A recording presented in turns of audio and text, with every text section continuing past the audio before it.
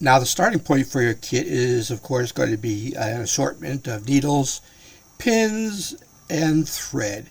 Here you can see I actually did empty out my everyday carry kit. Um, so, that's these items here. That's what came out of that. A couple things to point out, of course, with an assortment of needles, of course, assortment of safety pins, different sizes.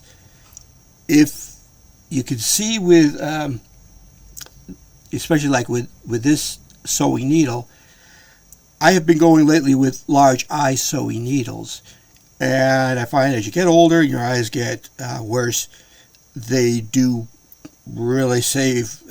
They make the job so much easier and faster. Even this little one, probably one of the harder ones to see, has a large eye to it. Of course, with thread, I wind them on sewing bobbers, sewing bobbins, I think they're called. Anyway, one that I like to go with more is a dark gray.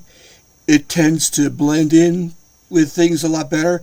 However, in my military service, the thing I went with most is what you can see here is a bobbin loaded with fish thread, monofilament.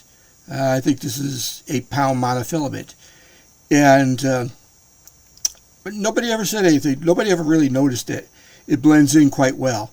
For the military, for the uniforms, I've had problems with buttons falling off, hems and seams coming undone. Things like that you really don't want a keen-eyed NCO giving you grief over.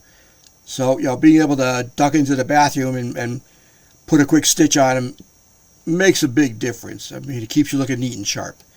Out in the woods, you don't want cold and insects leaking in. A good size open tear in your pants is basically an invitation for ticks to get in.